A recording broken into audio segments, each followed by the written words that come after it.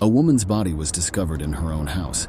When the police began their investigation, they discovered several worrying leads.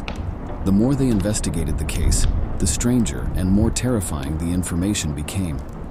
They eventually learned the truth after a number of years, but nobody anticipated this turn of events. Welcome to A to Z Crime Stories.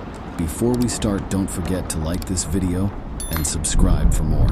On March 29, 1948, Karen Gregory was born in Albany, New York. She was the oldest of 4 children, and from a young age she assisted her parents in caring for her siblings. The girl loved nature and spent a lot of time in the outdoors. She also enjoyed sports. After graduating from high school, she wanted to work in the field of art. Karen enrolled at Rochester's Nazareth College, where she graduated with a Bachelor of Arts and a Bachelor of Science. She then spent some time teaching art in an elementary school before deciding to pursue a career as a graphic designer. She relocated to Florida in 1983 when she was 35 years old, where she met David McKee. He was a manager for a company that offered Vietnam War veterans consulting services, and he and Karen quickly grew close. The two were attracted to one another and dated for just over a year before David asked her to move in with him in Gulfport in the spring of 1984. Before this, Karen commuted frequently to David's home because she shared an apartment with a friend. On May 22nd, the woman accepted this offer and started gradually moving her belongings there. Karen finally packed up her apartment and left it empty after taking the last of her possessions. She admitted to being a little anxious to her neighbor. In order to speak at a conference, David had to travel to another state for work, and she would have to stay alone in his home for a full week. The woman left the apartment and went to her friend's home. There, they had a great time. Karen expressed to her friend how content she was with David and how happy she was to finally be moving in with him. After the friends finished talking around midnight, Karen went to David's house. He made several calls home the following day, but no one picked up. He called Karen's neighbor because he believed she might still be living in her old apartment, but the woman claimed she hadn't seen Karen in a while. David contacted Karen's sister and a few of her friends the following day, but none of them had seen her. All day long he tried to get in touch with her, but he never heard back. In an effort to reach Karen before she left for work on May 24th, David called the house once more in the early morning hours. However, there was still no response. He called her boss later and learned that she hadn't arrived for work. David was now extremely worried that something bad might have happened to Karen. Contacted the neighborhood hospitals and police departments to ask if they had seen anyone resembling Karen's description. He made the decision to call his neighbor Amy after learning that they had nodded. Amy looked out the window and answered in the affirmative as Karen's car parked in front of the residence. David's worry was only increased by this. He instructed Amy to visit the residence and rap on the door. He remained on the phone with her until she left to carry out his request because he was so anxious. There was no response when Amy knocked on the side door. She then circled the house and noticed that a window was open. Karen's name was repeatedly called out, but no one answered. When she pulled back the curtain and put her arm through the open window, she was astounded by what she discovered. She could see the hallway from the bedroom window where a woman's bloodied body was lying on the floor. Amy was hidden behind a wall and couldn't see the face, but she recognized the person as Karen, who, after she recovered from her shock, ran back to her own home where David was, keeping the call going. Before hanging up and dialing 911, she grabbed the phone and told him that something terrible had happened. Rapidly arriving medical personnel could only confirm Karen's demise. Due to the amount of blood throughout the house, even seasoned police officers were horrified as detectives started their investigation. Karen had fought her assailant all the way to the end. From the hallway to the front door, there were bloodstains. Several pieces of broken glass were scattered around. Investigators discovered that several hair strands matched. Karen's hair color was ingrained in the shattered glass. They hypothesized that she almost made it outside before her attacker cornered her in the restroom. A bloody footprint on the floor gave investigators their first indication of the crime. There were no bloodstains on Karen's feet, so the police concluded that Karen's killer was responsible for the footprint. The killer was in the bathroom. but it was not clear why he was barefoot. After examining the victim's body, medical professionals determined that she had sustained about 20 stab wounds and had been subjected to violence. Experts also removed biological material from the murderer. Sadly, DNA testing was not available in 1984, so this clue was ineffective in identifying the murderer. Several bloody fingerprints were also discovered on her body, but they couldn't be used because they were too smudged. Experts estimate that the woman was attacked the same night she returned home from her friend's house because she was killed, about 30 hours before she was found. Another element caught the eye of the viewer right away. As soon as the police and medical personnel arrived, they noticed Karen's body was covered in a lace corset over a shirt. Evidently, the offender did this. After investigating the scene thoroughly and gathering all relevant information, the police gave Karen's friends permission to begin clearing up. The women didn't want David to arrive and witness all this horror. All of the victim's friends and acquaintances knew how much he loved her and wanted to at least somewhat lessen his suffering. David had to travel across the country to his conference because it took a long time to get home, and in the meantime, the detectives started questioning the neighbors. The crime rate was incredibly low, and the neighborhood was regarded as being quite prestigious and secure. They even had a neighborhood watch and many residents who knew one another.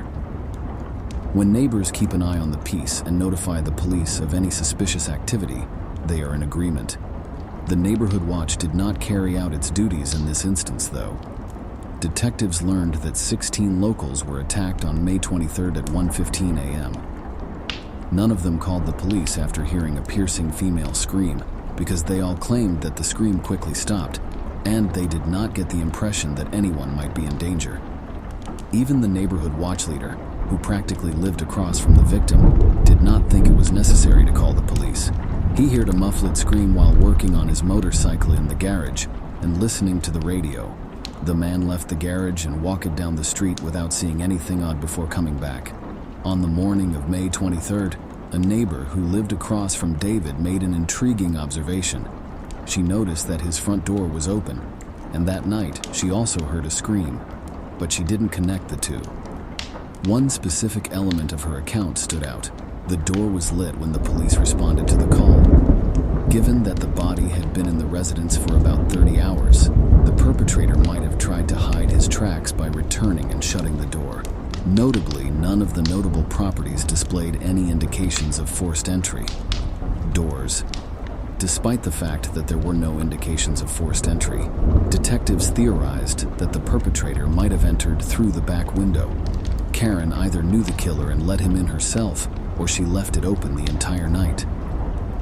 Another intriguing observation was provided to the detectives by the neighborhood watch chief. An unidentified man pulled up to Karen's home in the evening of the day following her murder. He exited the vehicle, rapped on the door a few times, and continued to scan the area. He then went back to the vehicle, but he returned a short while later, holding a piece of paper in his hand, placed it on Karen's windshield, and then started his car. As soon as they arrived, the police checked the vehicle and discovered a note that read, "Karen and David, hi, I stopped by around 7:15 p.m. but didn't see any signs of life. I have what you requested, but I doubt I'll be back because I have a lot to do tonight." Given that Karen had already been dead for almost a minute when this person arrived, the detectives immediately noticed the warning that there were no signs of life. Such a choice of words throughout the day was very unsettling. Investigators searched for Peter, who was mentioned at the end of the note. He had actually been right there all along, it turned out. The man visited their home soon after learning about the body's discovery from Karen's former neighbor. The man actively participated and responded to all inquiries. He voluntarily gave them his fingerprints and revealed what, in Peter's account a few days earlier, he was doing close to the victim's home. Despite the fact that David was already scheduled to leave for a week-long business trip, Karen allegedly informed him that David would also be attending the dinner when she called and invited both of them. Peter was also questioned by the detectives about what he meant in the note when he said, "I have what you asked for." The man claimed that he had borrowed a cassette from them and intended to give it back. Another oddity was that Peter allegedly failed to notice the numerous broken windows or the almost completely covered path to the front door. Windows. The man insisted that during their conversation, he hadn't noticed anything or paid any attention to it. An extensive cut on Peter's hand was spotted by one of the detectives. The man covered the scratch when the policeman examined his hand and remarked that he always gets scratches after playing with dogs or fixing his car. The detectives decided to check his alibi because all of the aforementioned seemed very suspicious. Peter claimed that he was sleeping at home the night of the murder, and his neighbor told the police that this was true. Didn't rush to rule him out of the running because an alibi like that could easily be a fabrication. However, the detectives quickly identified another suspect, David Karen's boyfriend. He claimed that night that he was sleeping in his hotel room and was in Rhode Island, which is 2,000 kilometers from his home. However, the police discovered a very intriguing clue at the crime scene in a local Rhode Island newspaper published on May 23rd, the day Karen was killed. The detectives began to wonder if it was real because it was so strange. Before his upcoming conference appearance, David could have taken a flight to Florida, murdered his girlfriend, and then come home. They estimated travel and flight times from airports and came to the conclusion that it was feasible. Since David allegedly slept alone in his hotel room that night, no one was able to verify his alibi. The neighborhood watch chief added his observations as well. When the woman visited his home, he had repeatedly observed arguments between Karen and David. David, on the other hand, was adamant that their relationship was wonderful, and rarely did the couple have arguments. When questioned about the newspaper, David replied that he had purchased it on May 21st from a shop close to his house. To have the week's weather forecast with him, he was going to bring it on the trip. When investigators visited that shop, the clerk said they did indeed sell that newspaper. He even recalled David having purchased it on January 21st. The clerk said the paper actually released that issue a few days ago, as is customary for printed newspapers. As a result, doubts about David vanished from the man noticed the absence of a white lace corset that Karen had purchased for herself a few months earlier, one that was strikingly similar to the one worn by Karen's killer. When they asked him if anything was missing from her home in the background, the detectives assumed right away that the despicable criminal had taken it as a trophy as a result of this. A finely detailed drawing of a watch bearing the name Stephen Fischler's signature was discovered in the victim's home, and the police chose to follow this lead. The detectives were contacted by a specific detail. Attention blued seemed to be on the paper. The detectives asked Karen's co-workers after quickly learning that Stephen and Karen were employed by the same business. They discovered a lot of fascinating data. Nearly all of the staff members described Stephen as being rather strange. He made a concerted effort to win over all of his female co-workers. He showed them images that were pornographic. He even attempted to persuade his colleagues to read a pornographic poem he had written. Every single woman who worked with him acknowledged that he frightened them. Karen also expressed her displeasure with his conduct on numerous occasions, but management paid little attention. He denied giving Karen that drawing when the detectives spoke with him. In order to prove his innocence, he also said he barely knew the victim and offered to submit to a polygraph test. The most intriguing part started when the investigators swiftly set up such a test. Everything seemed to be going smoothly at first, but after one of the questions, Stephen abruptly admitted that he had killed Karen. He immediately changed his mind after a brief period of time and asserted that he was unrelated to it. Strangely, the polygraph operator failed to find a lie in either situation. The detectives were perplexed by this, but were unable to rely on the polygraph results. This tool is far from ideal and simply cannot tell whether someone is telling the truth or not. They also realized that Stephen was obviously a very strange person who could say anything at that moment. Soon after, experts examined his drawing and came to the conclusion that ketchup, not blood, caused the red stain. They started to wonder if Stephen had anything to do with Karen's slaying. Despite having so many potential suspects, the police were unable to compile sufficient evidence to convict anyone, and the case went unsolved for a number of months. Detectives kept looking for new leads but were unsuccessful. This persisted until December, when an intriguing event took place. Residents of Gulfport organized special events to celebrate the retirement of a well-respected local. There were numerous attendees, including Mary, who struck. The murder of Karen Gregory was brought up during their conversation with an additional police officer, and Mary unintentionally mentioned that she too had heard Karen Gregory's piercing scream that night. The officer noticed a peculiar detail right away. Mary lived 2 blocks away from Karen's home, and at first the police didn't even question the occupants of such far-off homes. The scream must have been extremely loud because the woman could hear it. However, the neighborhood watch chief, who practically lived Karen's neighbor across the street, described it as muffled. But the man clearly could not consider it quiet if the neighbors 2 blocks away heard it, especially given that he was at the time in his garage with the door open. Despite the suspicions raised by all of this, the police took their time in questioning the head of the neighborhood watch. He was George Lewis, a 22-year-old. He was a firefighter by trade and was close with almost every police officer at the neighborhood police station. All the neighbors spoke highly of him and said that he lived with his wife and young child. However, the detectives were unable to disregard Mary's account. When George had some free time, they asked him to call and come to the station. The man concurred but never appeared. Before this, it should be noted, he frequently dropped by the station just to visit with his friends. It was difficult for the case's lead detective to consider George as a murderer because he was even present at his wedding. In just 1 month in January 1985, they were able to communicate with him. This scream, according to George, didn't seem to be very loud. If he remembered anything else from that evening, he thought that this might be his fault, but George told him the same thing, with the exception of the brief period when his testimony was being taken for the first time. He claimed that after hearing the scream, he exited the garage and started to walk down the street. But this time he said that he had only gone up to the road to take a look before coming back.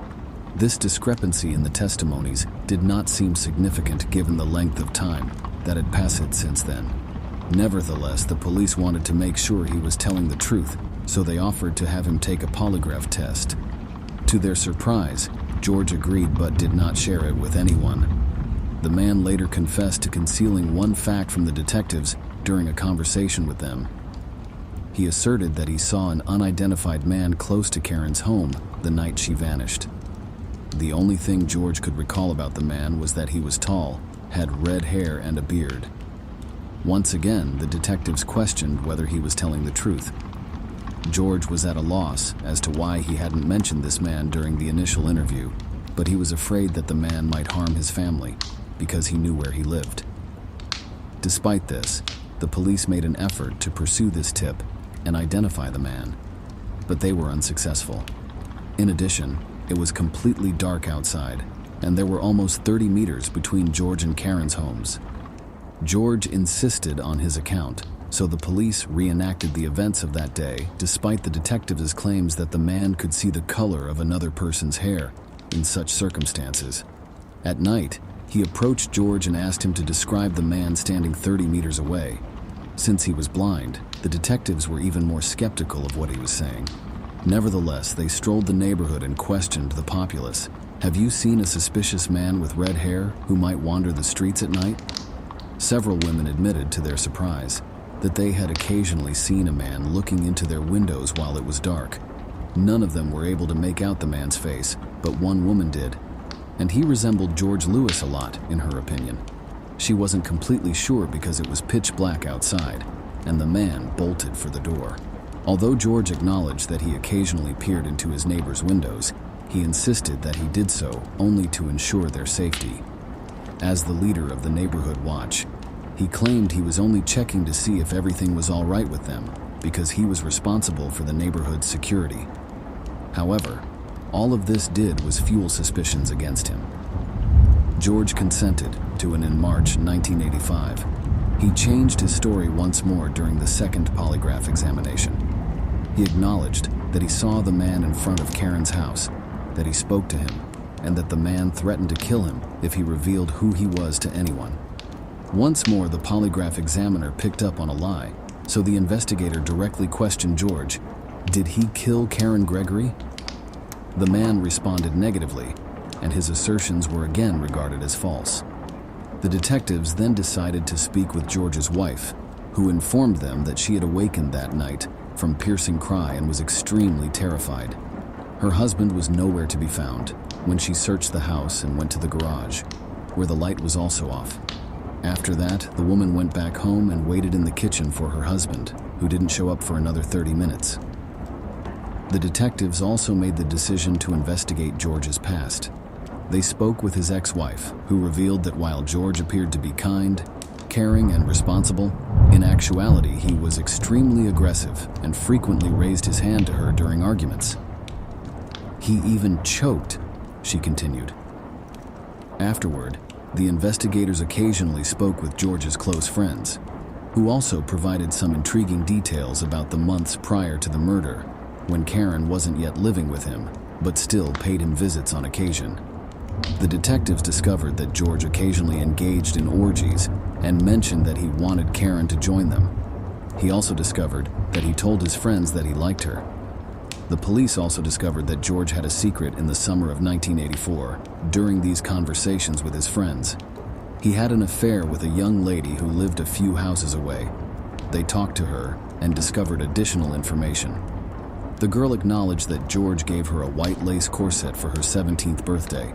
The man made her wear it, even though it was too big for her. When Karen's boyfriend saw the corset, the police asked her to give it to them. He claimed that a corset that was exactly like Karen's had vanished from the home and that its measurements were accurate.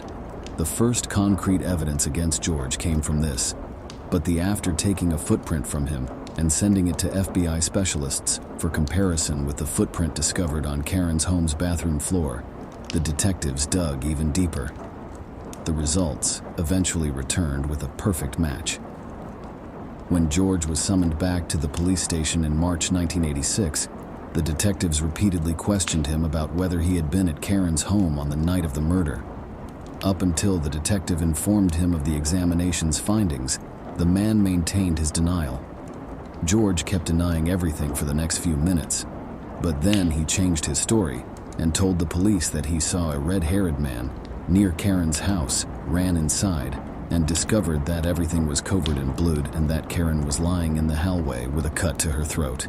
He then declared that he would never again remember that horrifying experience. Of course, the detectives didn't believe his story for a second because it was so absurd. But George was correct about one thing. The victim's throat did have a cut on it that hadn't been there before.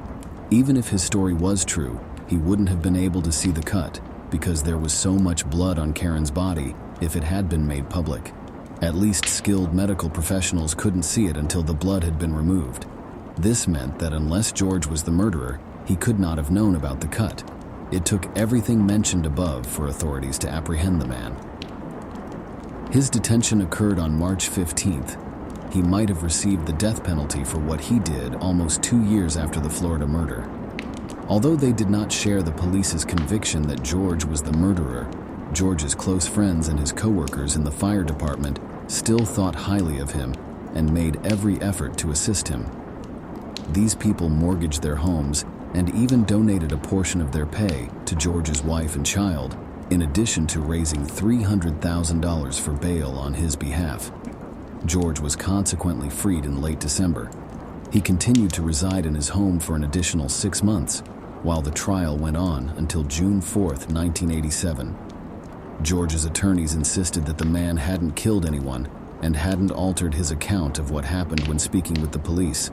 However, when the suspect was given the opportunity to speak, he concocted an entirely different tale. The same thing happened at the beginning.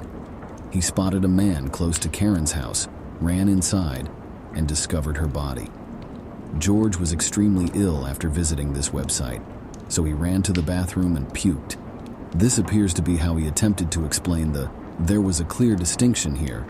If he had entered Karen's house barefoot at first, the bloody traces would have extended from where he discovered her body to the bathroom, but they weren't there when asked why he didn't call the police. George claimed that at the time he was only 22 years old and that he was too terrified to tell anyone. It's important to note that the man had worked as a firefighter since he was 18 and frequently encountered horrific circumstances. But when he found his neighbor dead, and for some reason, he was unable to even call the police. George had feelings for Karen for several months, the prosecution insisted. He waited until her boyfriend went away for a week before deciding to exploit the circumstance. She was assaulted by George after he broke into her home, but she was able to scream and even fight back. He eventually killed her and violently treated her. His wife thinks there might be an easy explanation for the footprint he left on the bathroom floor. Only 30 minutes had passed since the scream when he arrived home. It appears that he tried to wash the blood-stained clothes in the bathroom and removed the blood-stained socks from his shoes. The jury ultimately found him guilty after the 2-week trial. When his sentence was about to be announced a month later, the judge abruptly set the date for a new trial. It was successfully pushed through by George's attorneys.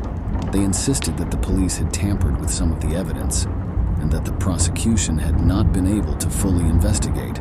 All parties involved in the process were taken aback by the judge's decision because it is unusual and required them to show their client's guilt. The prosecutor was able to appeal this choice, and it was overturned in 1989.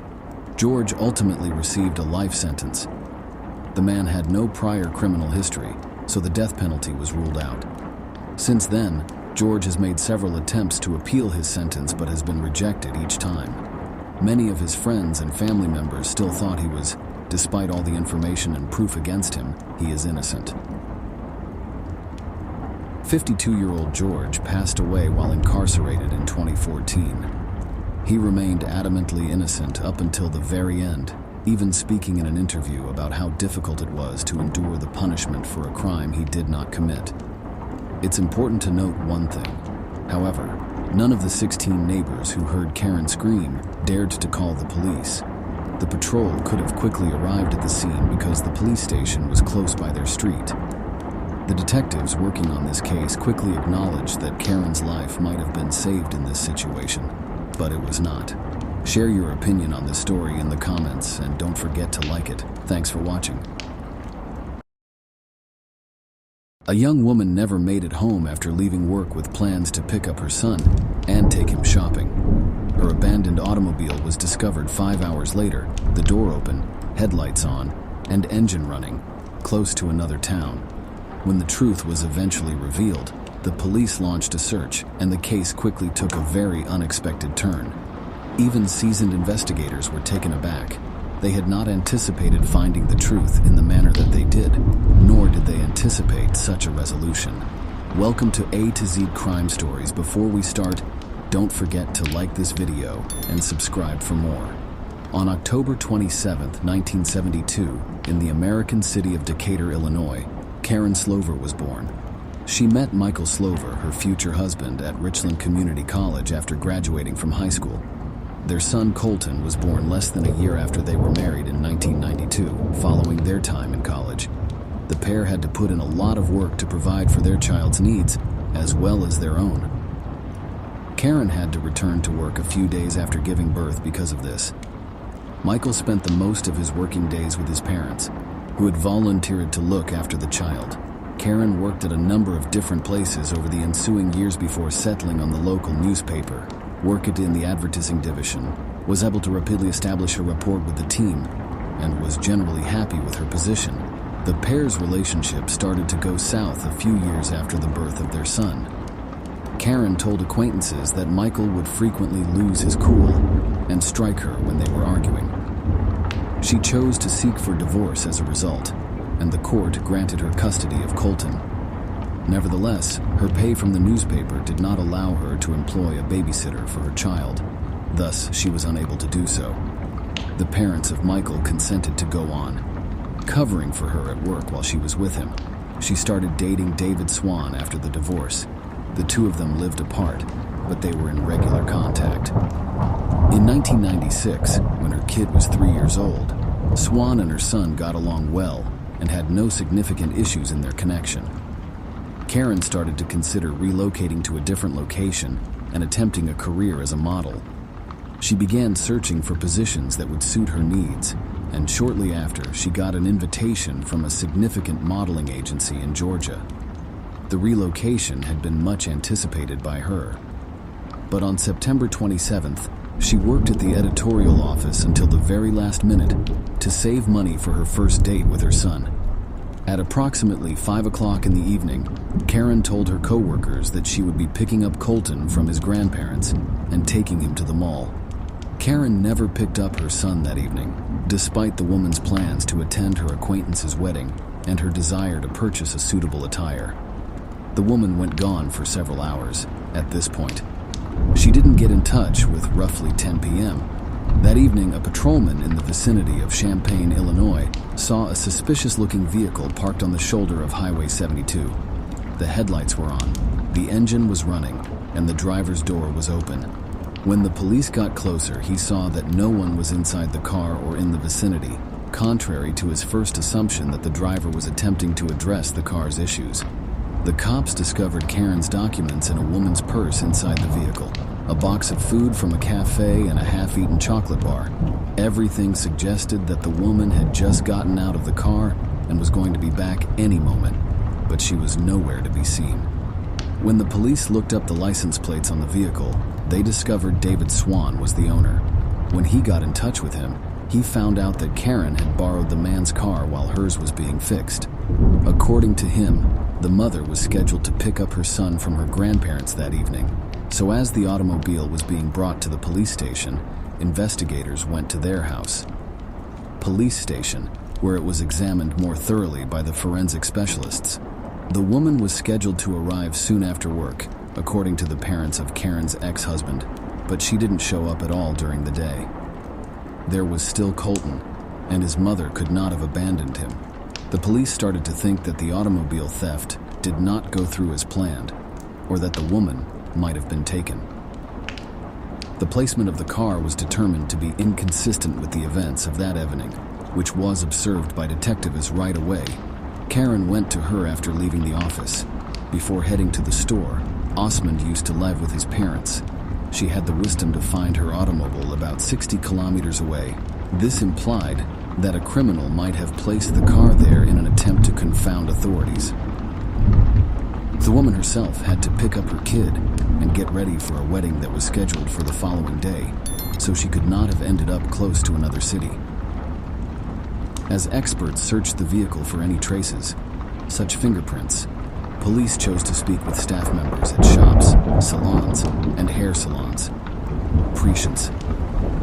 They went there the following day and showed them pictures of Karen, but nobody had seen her. Although fingerprints were not found in the car, forensic specialists thought something was off. Cement residues were discovered on the passenger seat, although David Swan said they weren't there when he gave the car to his girlfriend. Questions were also raised when multiple tall grass stalks were discovered in the salon. There were a few loose coins inside the automobile, which was parked on an unvegetated section of the road. However, it did not produce a lot of credible leads. Following word of Karen's disappearance, friends, family, and coworkers launched extensive searches. While some groups went door to door in the city, others put out flyers along the route where her car was discovered.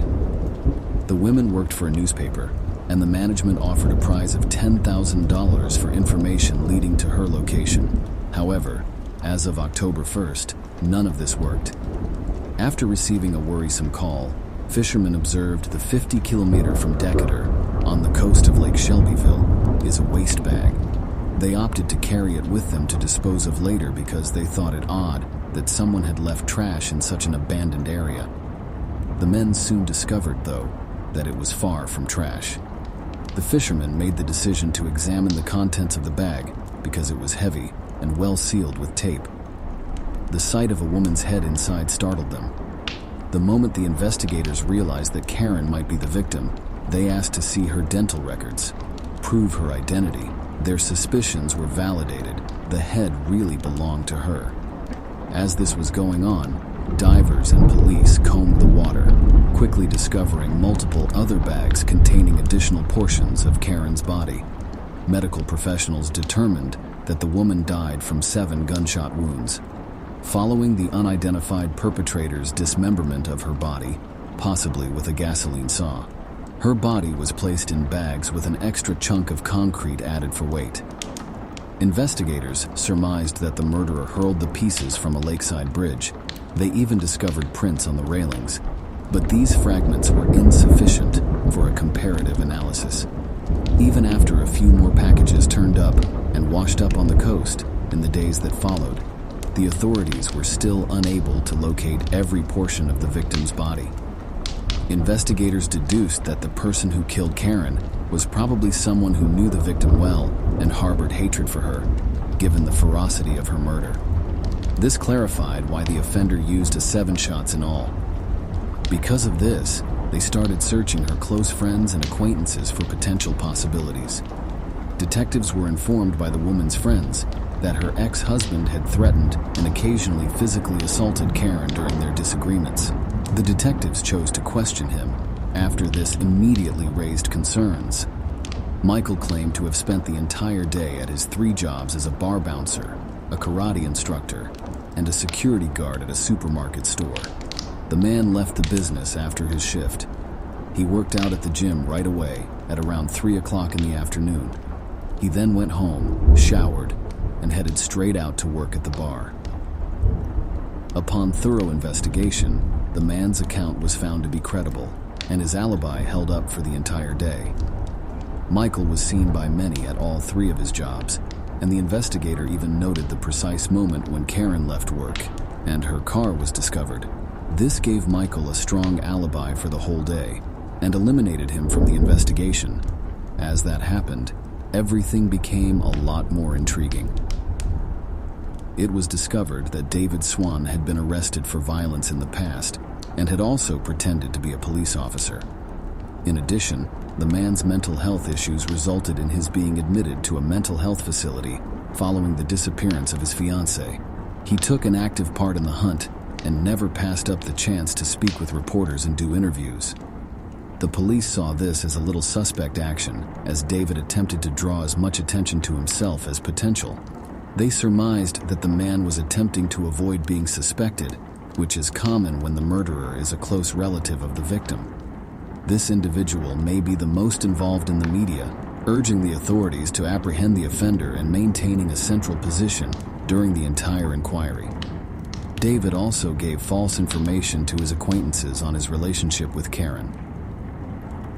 He informed them that they will soon tie the knot, but according to her pal, the couple had only been dating for a month and Karen wasn't even considering getting married. Investigators also discovered at this point that David was the owner of a chainsaw, which he occasionally used to butcher deer after hunting.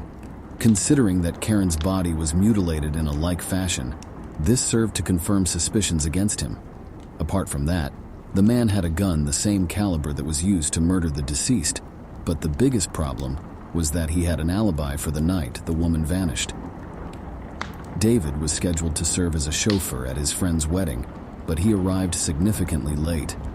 Consequently, the man was without an alibi for approximately 45 minutes, during which time Karen was murdered. With everything taken into consideration, the investigators came very close to concluding that he was the murderer. The individual was interrogated for almost 4 hours in an attempt to extract a confession. The police heard something intriguing when he started to recount all he had done that night.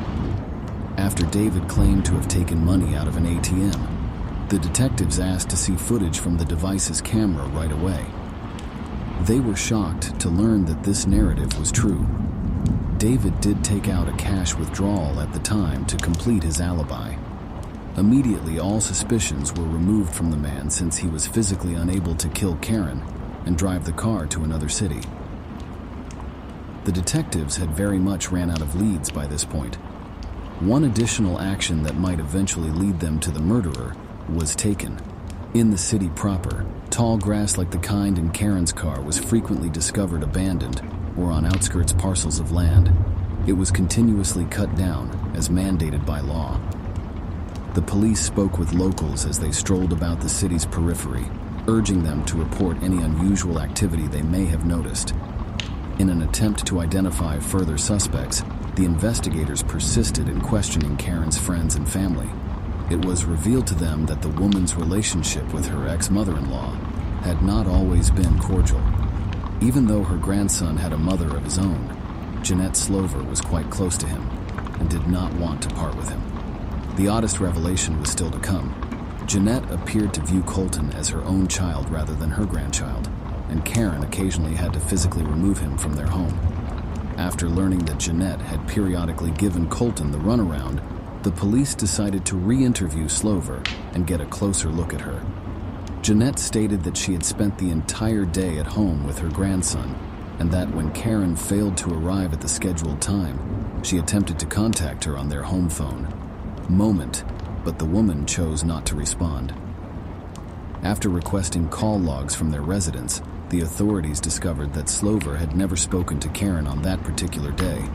Instead, their phone had made numerous outgoing calls to their son Michael's number. Less than an hour had passed since Karen's ex-father-in-law left the house to buy Colton toys at a nearby store, he told the police. Upon verifying this information, the inspectors discovered that the business had never carried toys made by that particular manufacturer. The man's absence around the time of Karen's death raised suspicions. The investigators started to take Slover's involvement seriously and even came up with a potential reason. Considering how devoted Jeanette was to Colton, the victim was preparing to relocate to another state to pursue a career as a model, and her son would have followed her. Theoretically, she might have killed him to prevent him from leaving her. It was also discovered by the investigators that Slover owned an automobile company. They had a sizable piece of property that was turned into a used car parking lot, but it has been mostly idle for a number of years. Similar to the ones that had been found in bags containing pieces of Karen's remains, the area was strewn with broken concrete blocks when the police arrived after obtaining a search warrant. The detectives were unable to verify that they were the same blogs, though. Furthermore, they hired a lawyer after failing to locate any proof and refusing to speak with the police any longer. At that point, the inquiry had stopped because the investigators had no more leads. It wasn't until 1998, 2 years later, that it was picked up again by a different group of investigators who wanted to look into the area Slover's shop was located in. They thought that Karen might have been murdered there, and that there had to have been some proof left. Regarding the Slover family, they had all relocated to a different state during that period. Colton was residing with them prior to the relocation, having been put up by Michael's sister Mary. Hired repair workers.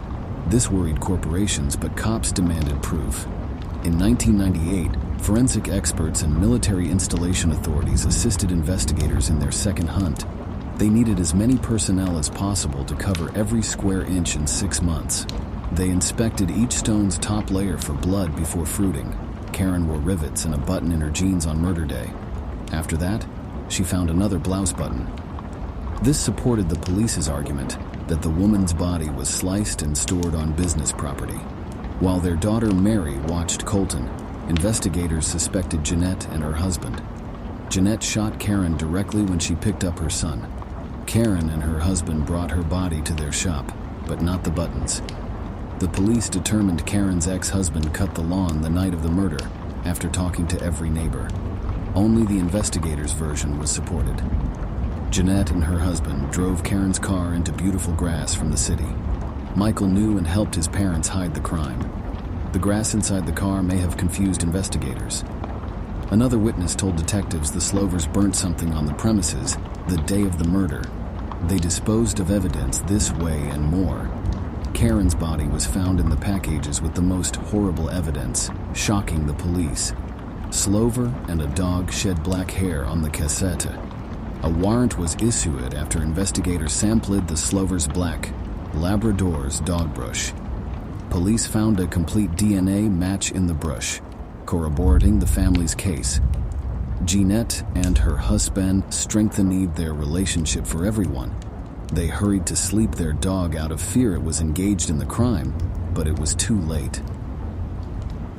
On January 27, 2000, officials arrested Jeanette, her husband, and her son after this proof. All three were accused of murder. Although the family denied it, trials lasted until 2002. Jury convicted them despite evidence and testimony. Michael, his father, and Jeanette earned 65 and 60 years in prison in 2003. Judge rejected their appeal. The story seemed over, but Karen's child had further issues. Mary, Michael's sister, adopted him. The court obtained custody over Karen's parents. Do Mary know about her relative's murder charges? If she watched Colton while her parents stole the body, she may have been an accomplice. Karen's parents kept asking the court for exclusive custody and parental rights for Mary. Following the judge's order, Colton lived with his maternal grandparents in 2003. Mary hated Karen throughout this process, and the court found she sought to make the child forget his biological mother. Mary frequently told acquaintances she hoped her dad was alive. They're all serving time. Jeanette's husband and son can be released after 2030, but she can be released early in 2029 at 80. They failed to appeal the verdict and claim innocence. Share your opinion on this story in the comments and don't forget to like it. Thanks for watching. A woman mysteriously disappeared from her own home, and her friends decided to go to the police. At first, it looked as if she herself had gone somewhere, but with each new clue, the case became more and more creepy. Eventually, investigators were able to uncover the mystery, and the truth turned out to be quite frightening. Welcome to A to Z Crime Stories. Before we start, don't forget to like this video and subscribe for more. In New York City, Mindy Schloss was born in 1955. She relocated to Alaska when she was 25 and attended a local medical school there before earning her degree. After receiving a degree in psychiatry, the woman accepted a position as a nurse at Fairbanks Hospital. Many patients in Alaska's remote areas were unable to travel to the hospital on their own, so Mindy and her co-workers would use all available means of transportation, such as boats and airplanes, to reach them, even though the majority of the time she had to work in the field. She was passionate about her work and gave it her all. Mindy resided roughly 600 kilometers away from the Anchorage hospital. She flew to work, spent the week at a hotel, and returned home on the weekends. In August of that year, Mindy, 52 years old at the time, flew back to work after spending the weekend in Anchorage. She regularly requested her best friend Jerry to drop by her house during her absence to feed her cat and give him the medication he required. Her friend called her on Saturday, August 4, to discuss the situation, but Mindy didn't pick up. It seemed odd that she still hadn't been able to reach her all day, so Jerry called a mutual acquaintance who also hadn't reached Mindy all day. Jerry initially believed Mindy had left. She claimed to be away for work, but the next day she remained silent. When no one opened the door when her buddy's friend drove to her house, Jerry used her spare key. At first inspection, everything appeared to be in order. The house was clean, and there were no indications of a struggle or any other negative events involving Mindy. Only after leaving did the jurors notice anything odd. The front door's doorknob was loose, so the woman had used the screwdriver to tighten the screws. She then left and went to work. Jerry called the hospital where Mindy worked on Monday, August 6th, after learning where her companion had vanished to. She never showed up for work, which was extremely out of character for her, and she didn't call any of her co-workers to let them know she wasn't going to be there. All of this suggested that the woman may have experienced something, so Jerry chose to call the police. When Jerry and the investigator visited Mindy's residence once more after the police had taken a complaint of a missing person, they were unable to find any evidence of a break-in. Nothing of value was also gone from the premises, ruling out the likelihood that a burglar had entered the woman's residence. Some of the prescriptions Mindy kept at home were those that required a prescription from a doctor. They were in high demand among drug addicts, so any burglar would have most certainly taken them. When they got into the garage, they saw that Mindy's car was gone. It was also highly odd that the woman only used her car to move around town and always took a cab to the airport. The detectives came to the conclusion that the woman had experienced something quite awful. A forensic team searched the home for any hints, but they came up empty-handed. The hypothesis of a kidnapping was improbable. The police believed that Mindy may have been in an accident. She frequently traveled through rural areas where the terrain was rather hazardous. People can have gone from a cliff unintentionally or became prey to wild animals. However, the authorities were not any closer to solving the crime as a result of this argument. decided to start looking for people who, in theory, might be connected to her disappearance. They started by checking on the acquaintance of Bob, Mindy, and Jerry. The police were able to immediately ascertain that the man was working far from the woman's home on the day of her disappearance because to the man's want to assist with the investigation. The cops were unsure about the precise time that Mindy vanished. Since Saturday, the woman has been in touch. Experts examined her computer and found that at 1:30 a.m., she used it for the last time. Police decided to ask the public for assistance later that day because they had no strong leads. They sent the missing woman's information to local TV stations and plastered leaflets regarding her whereabouts across the community. The following day, they started getting calls from witnesses, but the most of the leads were dead ends. People claimed to have seen Mindy in numerous locations, including in other states. These leads were never of any use. In the meantime, Bob and his co-workers made the decision to search the region where Mindy may have. The detectives tried a different approach and contacted the bank the woman used. They asked them to check to see if there had been any activity on her cards in recent days, and this is where a serious lead finally awaited them early Sunday morning, the day after Mindy went missing.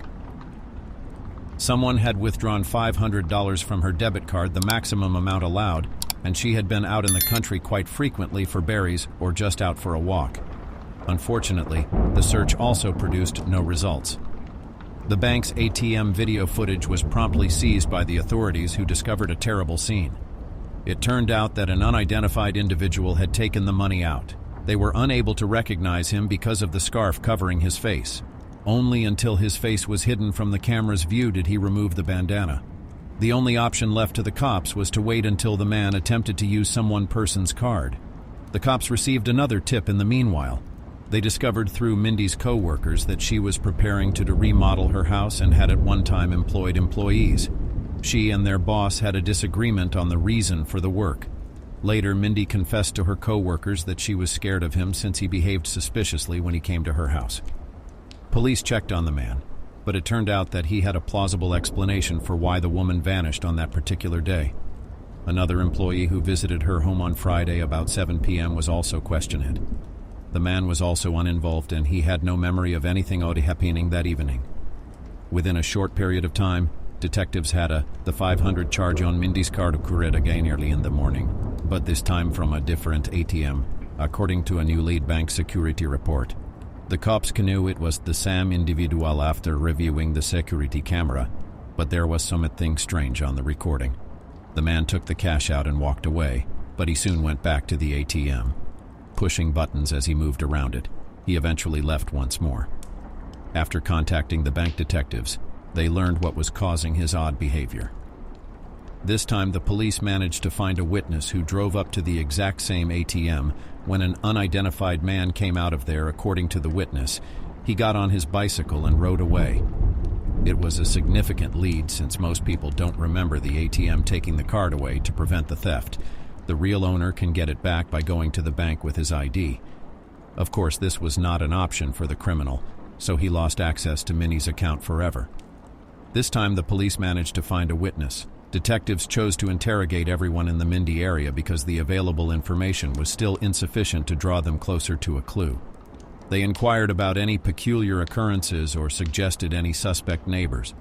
Unexpectedly, a number of locals named a house that was close to Mindy's home. They claimed that there were always celebrations there. The locals were constantly making noise and upsetting the peace. The detectives got there and discovered that there were quite a few residents, but they were unwilling to speak with the detectives. A woman who lived just across the street from the house was the next place the detectives went. She claimed that she did not notice anything odd, but it was clear from the way she was acting that she was quite tense. The woman called the police station the following day and begged the detectives to meet, but not at her home. They met elsewhere, and the woman told them a spooky tale. A man who lived across the street paid the detectives a visit not long before that. He claimed that police were patrolling the area and requested that she not let them know that he lived here. She heard someone strolling on her porch when she asked why he claimed to be on parole and did not want the police to know where he was at night. She noticed he was the same man when she peered out the window. He walked around, peered into a few windows, and then walked away. Because she was so terrified, the woman made the decision to call the police. Josh Wayne, who was 27 years old at the time, was his name, according to the detectives. When they put him through the database, they discovered that he had been found guilty of murder. He had been suspected of killing a woman by beating her 7 years prior, but a jury had found him not guilty. Josh spent 3 years in jail before being charged with tampering with evidence and given a 6.5-year prison term. He was let go. He was immediately recognized as a key suspect by early detectives. When authorities started looking for Josh, they learned from his housemates that he didn't own a car and primarily traveled by bicycle. However, there was just one issue. Man has vanished. Without a trace on Thursday, August 9th, police received a call from a local trucker who claimed to have seen Mindy's car in a parking lot close to the airport, giving them an unexpected new lead. He instantly recognized the automobile after seeing its photo in the newspapers. When detectives arrived on the site, they were able to verify that the car was actually Mindy's. They also observed that a nearby building had a surveillance camera directed at the parking lot, so they asked for a recording. It displayed a man operating this vehicle into on August 4 at 12:30 p.m. He exited the parking lot and appeared to wipe off his fingerprints by wiping down the door handle. Regrettably, the clarity of the camera prevented us from seeing his face. Although it took some time to analyze the samples and there was no assurance they would be helpful in the case, CSI was able to recover some samples while searching the car for prints or signs of DNA. Mindy's purse was on the passenger seat, which might have been a sign that she had been in the car with the offender, alive or dead. Using cutting-edge analysis technologies, they are now obtaining the desired outcomes. A search dog strategy was chosen by the detectives. Since Mindy had been missing for a week, few people thought this concept would work, but they had run out of ideas and turned to filming dogs. The service, both Mindy's car and the ATMs where the unidentified man had withdrawn cash, were visited by the dog. 3 streets away, at the woman's house, the dog followed the route and started walking down the street. She smelled the front door and went straight to the residence that Josh Wayne had formerly occupied. When the service dog pointed straight to the fact that Josh was in Mindy's car close to her house and those ATMs, the detectives, who up until that moment had not believed in the search dog concept, were taken aback. The exercise was repeated the next day by the police with a different search dog. The outcome was the same. The dogs made it to Josh's house after walking the entire distance. The detectives chose not to waste their time investigating, even if it was not unqualified proof that would be accepted in court. They proceeded to the suspect's home after obtaining a warrant for his arrest. But the man hadn't been there for days. After inspecting the building, they discovered the jacket that the mysterious man had been seen wearing on the security cameras by the ATMs. A cash withdrawal slip from Mindy's card was also discovered in the jacket's pocket. They then came across a woman's gold watch and showed it to Jerry right away. The watch belonged to Mindy, the woman said. In order to compare the DNA samples discovered on the tests from items from Mindy's home matched, proving that Josh had been in the automobile that belonged to the missing woman. The police were concentrated on apprehending the culprit because the evidence was already significantly more serious. His name was on flyers that were distributed around the city, and they even rented a number of billboards. Detectives said that it was one of the biggest manhunts ever conducted in Alaska. Nearly all law enforcement agencies were involved in the investigation, and at one point locals reported any questionable material. Point after the police revealed ATM camera images, Lisa, a lady, approached them almost immediately. She claimed she had previously seen Josh and was certain he was the person in the picture. The fact that the police did not identify the primary suspect is what matters most in this instance, but what happened next is what made the case turn. Josh's second friend turned up at the police station with a confession. She had been driving him about town for the previous week to assist him get around. He left his bag in the back seat one day, and the teenager and her mother peered inside, where they discovered a phone in the gallery and several more ATM receipts. They also discovered a picture in which Josh is allegedly brandishing a gun for the police. Detectives were already concerned that the suspect may attack someone else while they were looking for him, and now that they knew his phone was also armed, their concerns were only raised. The officers pleaded with Josh's girlfriend to go with them and meet them with a tape recorder so they could record Josh. They would try to persuade him to discuss what he had done to Mindy, but the girl was too terrified and soon refused. She was compelled to participate despite her will, nevertheless. On September 2nd, Josh showed up at her house and started yelling at her to give him her backpack. She had to quickly come up with an explanation after realizing she didn't have the backpack since the young woman had delivered it to the police. The young woman declined Josh's request to be taken somewhere far from here where he could escape the cops. She offered to let him remain at her house, but Josh fled since he felt uneasy. She decided to follow him covertly in her car and call the detectives along the way after realizing that she would now be safe until the cops caught the man. Josh eventually arrived at the residence of his friend and entered. Police, SWAT, and the FBI had already started to arrive on the area by that point. Everyone was concerned that the suspect would not give himself up without a fight, and utilizing force, those concerns came true. Josh held 2 persons hostage who were also there in the home. But after several hours of negotiation, a lawyer was able to persuade Josh to let up. He rarely spoke to the authorities during the interview, but the detectives were slow to accuse him of killing Mindy.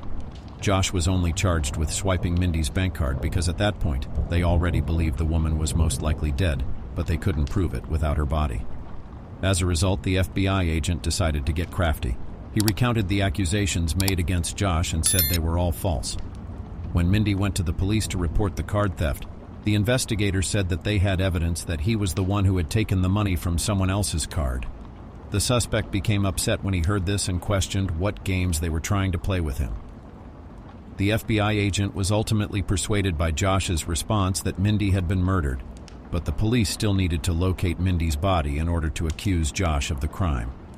They had no possibility of locating Mindy's remains if they became buried in the snow because it had started snowing early in that region.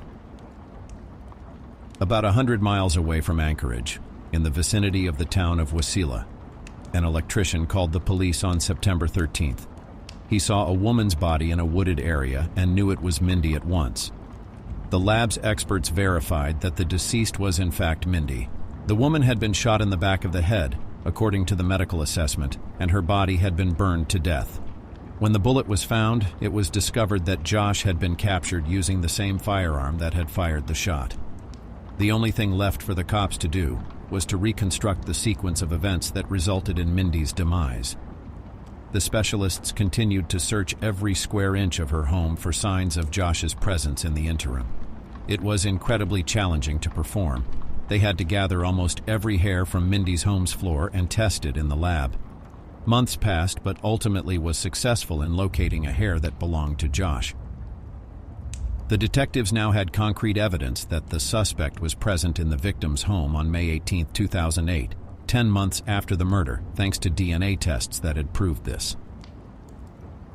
Josh's ex-girlfriend Lisa, who had recognized him from a picture of him next to an ATM, declined to appear in court, which created an unusual situation as the prosecution gathered witnesses to testify against Josh. She frequently visited her ex-boyfriend incarcerated, and the duo once declared their investigators were surprised by this turn of events because they had intended to help Mary, but they soon recognized what was going on. Family members are not allowed to testify against one another under the U.S. Constitution, and Josh likely persuaded Lisa to marry him for this reason. There was just one issue. The marriage was quickly deemed null and void after it was consummated. Marriages between inmates were forbidden by the estate law. However, the investigators questioned Josh's extreme behavior in protecting Lisa from interrogation and testimony. Was it actually? Investigators tried to talk to the young woman but initially were unsuccessful.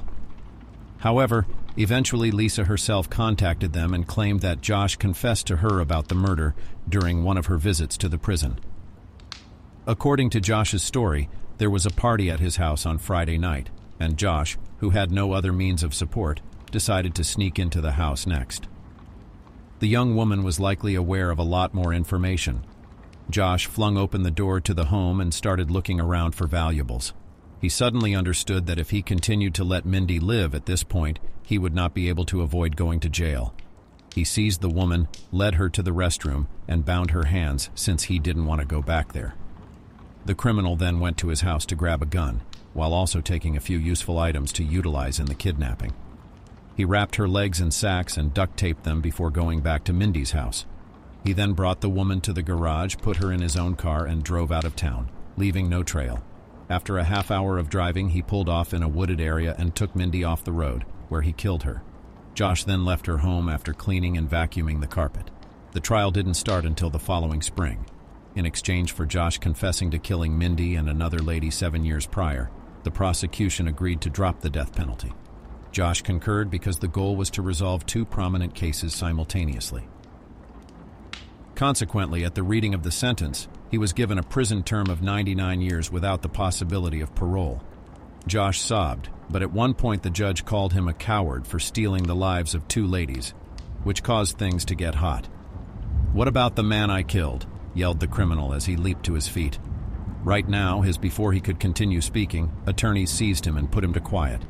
Until Josh himself gave authorities a fresh agreement in 2014, those yells kept the detectives busy for 5 long years. He consented to tell the truth about killing 3 guys in exchange for being moved from a local to a federal jail. Given that the criminal's request was so trivial, it appears that the standards were much higher there. The government agreed. Josh claimed that in 1994, when he was just 14 years old, he killed 1 man in Anchorage.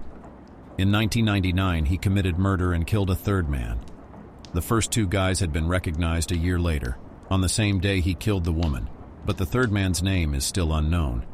Josh was definitely engaged in the killings, but the real concern for the investigators is whether he has any additional crimes to his credit that he is keeping quiet about. In any case, the authorities were able to permanently cut him off from society and stop the other murders that were certain to occur. Share your opinion on the story in the comments, and don't forget to like it if you liked the video. Thanks for watching. In this video, we'll discuss crimes perpetrated between 1996 and 2014. Despite the wide time span, all of these crimes had one thing in common. They were all committed along Virginia's Route 29, a major thoroughfare. The police looking into these crimes made several attempts, some of which were successful, to connect the incidents in some way. Some of the criminals referenced in this video may have already come up in separate investigations, though. Here, we'll try to look at the events from the standpoint of several offenses. In 1996, more than 20 women went to the police and said they had all been chased by a man in a pickup truck on Virginia's Route 29. He would communicate an issue with their automobiles and flash his headlights. A white male between the ages of 35 and 45 with reddish-brown hair who was driving a pickup vehicle was characterized as this individual. He earned the moniker Route 29 Stalker, 25-year-old Alicia Reynolds. Alicia Reynolds said her husband, Marc, farewell on March 2, 1996, at 7:30 in the morning in Baltimore, Maryland, and left for Charlottesville, Virginia. She had a meeting with her mother scheduled for 10:30 a.m., but she had nearly 150 miles to travel. She held off till 11:30 a.m. Alicia's mother contacted her husband, Marc, but did not hear from her daughter. Marc informed her that Alicia had departed 4 hours prior, and that by that time, even without rushing, she should have arrived. After making the decision to call the police, Alicia's car was eventually discovered at 6 p.m. on the side of Route 29. Despite being close to Culpeper, Alicia was nowhere to be found. When the car was inspected, there were no indications of a crime, and afterwards, specialists said the car was mechanically fine. What caused the young woman to leave her automobile unattended is unknown. An inquiry was launched. Soon, witnesses who had observed Alicia conversing with a man in a blue pickup truck on the side of the road were located. The alleged first victim of the stalker on Route 29 is Alicia Reynolds. All the women who had been pursued by the man in the pickup truck before she vanished and who hadn't previously recognized they were in danger came forward to the police and related their interactions with the unidentified pursuer after she vanished. It was discovered that 3 other ladies had previously dated in addition to Alicia. 2 of them were delivered to their destinations in the pickup truck, but the 3rd woman, Carmelita Shomo, was not. Sadly, no picture of her could be located. A week before Alicia vanished, Carmelita stopped at his request. she saw someone flashing their headlights at her in the rearview mirror as she was traveling home from work on Route 29 that wet night. She stopped, and the pickup truck's driver followed suit. She was said there were sparks as the man approached her after getting out of his car. He then offered to give her a ride home, and she consented, telling him that it was coming from underneath her car while she was driving, and that it might be unsafe to keep using it. The pickup truck stopped on the side of the road after a brief trip, and the woman was then attacked. Despite having a fractured ankle, she was able to get out of the pickup truck and draw the attention of oncoming traffic, which startled the driver and caused him to speed away. However, Carmelita, an immigrant with poor English language, reported the event to the police. At that moment, no steps were done to identify the pickup truck driver due to the police officer's dismissive attitude and lack of respect for her word. Despite the efforts of law enforcement, the police were unaware that their incompetence would eventually result in a tragedy for the Reynolds family. 2 months after going missing, Alicia was not located. Her body was located 15 miles from where her car was found, in a forested location. Laura Winans is 26 years old, and Julianne Williams is 24. May 1996, the same month that Alicia Reynolds' remains were found again, saw the father of Julianne Williams call the police on May 31st to report his daughter missing. She hadn't arrived at the appointed time since she and Laura Winans were on vacation in Shenandoah National Park. They were last seen extending their stay at the campground on May 24th at around 5:30 p.m. Following the police report, park rangers found the 2 women's bodies the following day. They were both killed by incisions to their necks and the binding of their wrists. Authorities gave May 28th plus or minus 30 hours as the date of death. It was discovered that there had been no sexual activity before the victims' deaths, and their possessions were still in their tent. We shall return to this incident later. This motiveless crime baffled detectives, and the authorities were unable to crack the case right away. Sophia Silva, 16, is a teenager. On September 9, 1996, 3 months later, 16-year-old Sophia Silva vanished from her yard in Spotsylvania County without leaving any evidence of a struggle. Numerous searches. Sadly, it didn't produce any results. Her remains was discovered in a King George County creek a month later. The test found that Carolyn McDaniel was 20 years old and that Sophia Silva had also experienced sexual assault before to her death. 20-year-old Anne Carolyn McDaniel left her home in Orange and vanished 12 days after Sophia Silva was kidnapped. Occasionally, hitchhiking was something Carolyn McDaniel enjoyed doing. She was last saw hitchhiking on the road on September 20th, 1996. Her burned bones were discovered 2 days later, located in Culpeper County, only 15 miles from the location of Alicia Reynolds' body. Katie Lisk was 12 years old, and Kristen Lisk was 15. Despite the police's best efforts, 7 months had gone since Anne Carolyn McDaniel's death was discovered, and none of these crimes had any solid suspects. In the meantime, Spotsylvania, where Sophia Silva was kidnapped on May 1, 1997, was shaken by a fresh incident. Kristen Liske, 15, and her sister Katie, 12, went missing. The girls would typically contact their father when they got home from school because he was at work at the time. On this particular day, though, the father didn't hear from his girls, so he began making calls home. He went home right away because there was no response. None of the nearby residents had seen the girls, and they were nowhere to be found. The girls had come back, as shown by the bag with their school books that had been placed on the grass.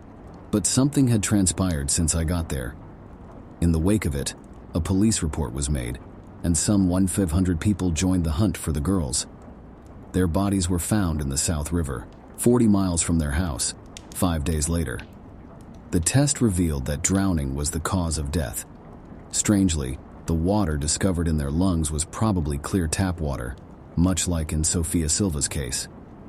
In their last moments, the girls' sexual integrity had been compromised. The types of crimes and some supporting evidence shown that a single person was responsible for these crimes. A Canadian visitor was riding in Shenandoah National Park on July 9, 1997, when she heard the sound of an approaching automobile. She was expecting the car to drive past, but it didn't. She noticed that the car was approaching her in an odd manner. The pickup truck's driver tossed a soda can at her before getting out and ordering her to take off her clothes. The woman tossed a water bottle at him and used her hands to block his path as he approached her. He tried to drag her into the car, using the bicycle as a barrier, but when he realized he couldn't, he got back in the driver's seat and tried to run her over. Being discouraged by yet another failure, she managed to hide behind a downed tree. The woman saw it as hell when a ranger just so happened to be walking by. He immediately radioed a description of the vehicle, a blue Chevrolet truck, and the person who was arrested as they were leaving the park. The culprit was identified as a 28-year-old man. On April 10, 2002, Daryl David Rice received his sentence of 11 years and 3 months in jail after pleading guilty to the attack in March 1999. In relation to the instances of Laura Winans and Julian Williams, Rice was charged. To refresh your memory, the young women's deaths were reportedly expected to occur around May 28th, give or take 30 hours. It was discovered that Rice entered the park at around 8 o'clock in the evening by reviewing surveillance camera footage from that time. Dated May 25th. He returned to the park the following day at 5 p.m. and was seen on camera visiting the park on June 1st, 1996, the day the young women's bodies were discovered. Rice knew he would likely receive the death penalty, so he hired a strong defense team that eventually had the accusations against him withdrawn. A hair discovered on the sticky tape used to bind the young woman was later determined through new DNA testing technologies to not belong to Rice. He was cleared of those charges in April 2004 due to insufficient evidence. But Rice's legal struggles were far from ended. The blue pickup truck he was driving when he was stopped belonged to his father, who resided close to Highway 29 in Virginia and was accused of being the Route 29 stalker. His attorney expertly handled the problem once more. When Rice was named as the attacker during the 2005 trial, Carmeliere Shomo, the woman who had successfully resisted the attack and broken her ankle in the process, pointed to a completely different person when she was shown photographs of men for identification prior to the trial. Years ago, in the middle of the night, the defense was able to sow a seed of doubt in her mind, making her wonder if Rice was the criminal.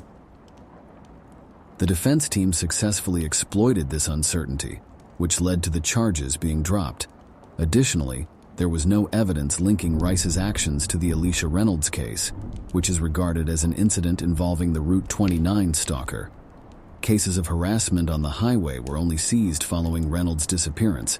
Additionally, nothing suggested Rice's involvement in the incidents in question, Spotsylvania and Orange. Despite numerous circumstantial evidence that the Route 29 stalker was in fact him, it was impossible to prove. As a result, the identity of the driver of the pickup truck that scared women is still unknown. Even with the given prize, the police made a concerted effort to solve these crimes, but they were unable to come any closer to the offender. 15-year-old Carol Robinson was at her friend's house on June 24, 2002, in Columbia, South Carolina, while an acquaintance showered. When a man with some pamphlets in his hands approached, Kara was watering the flowers in front of the house. He requested that Kara give her parents the items. He held a gun to her neck as she walked up to him and told her to get in his car.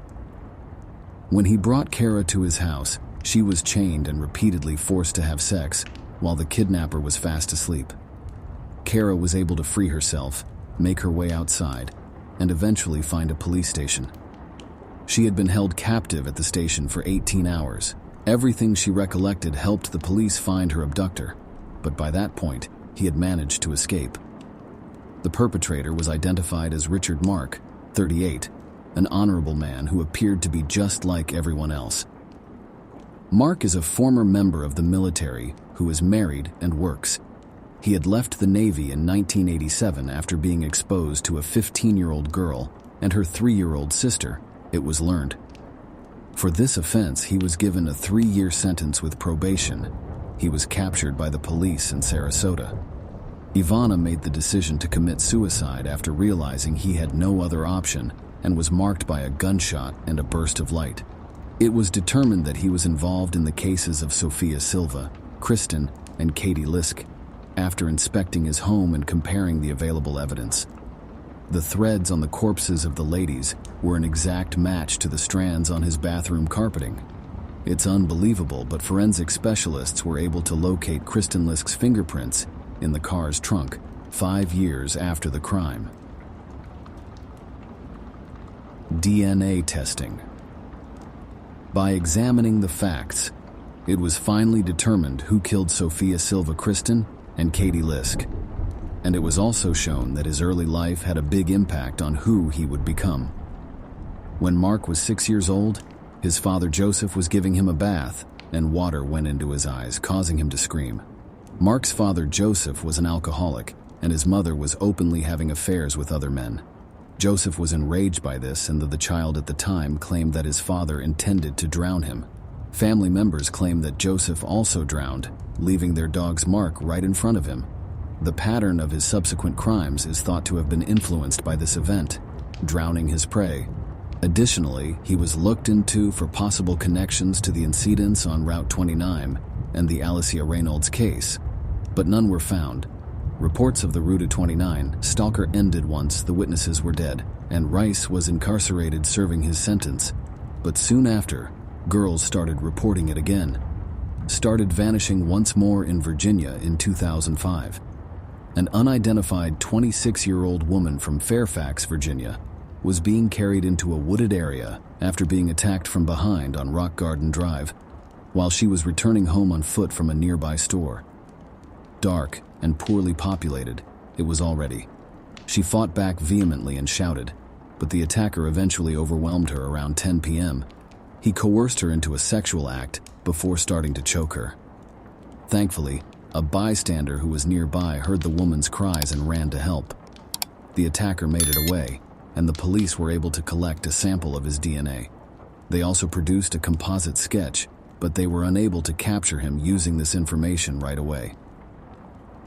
On October 10, 2009, Cassandra Morton, at age 23, was in Lynchburg. Cassandra Morton, age 23, vanished. She was last spotted on Park Avenue, which is located in Lynchburg's downtown.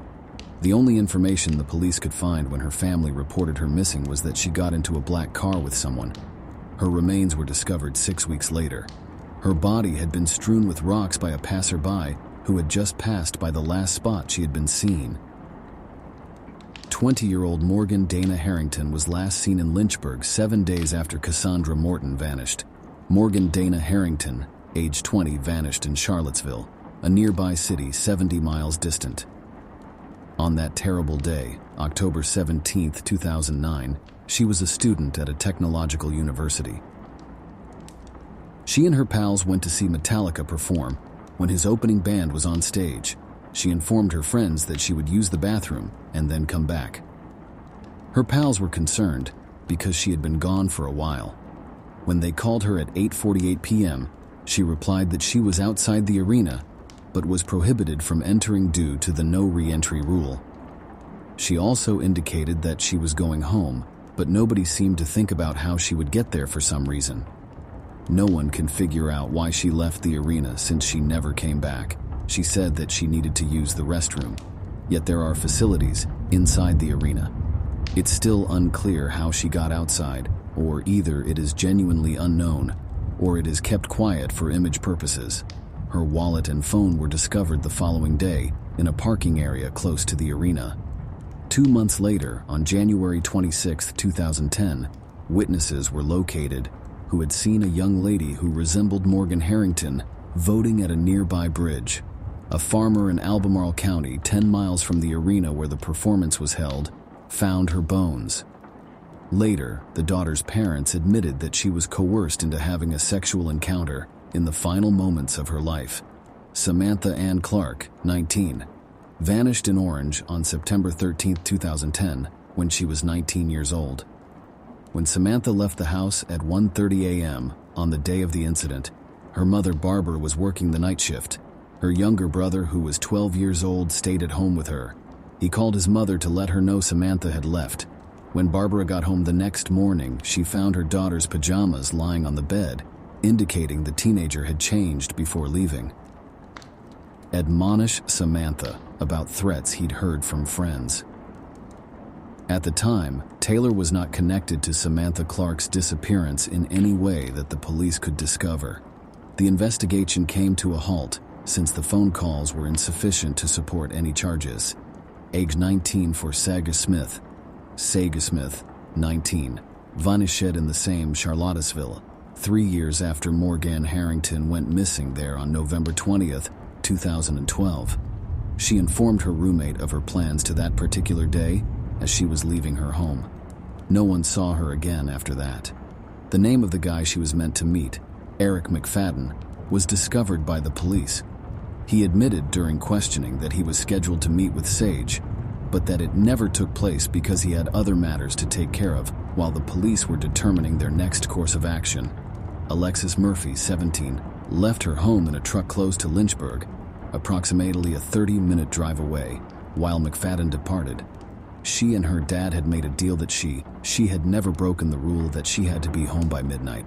The first time Alexis didn't arrive home by midnight was on August 3, 2013, and her grandmother instantly recognized a problem.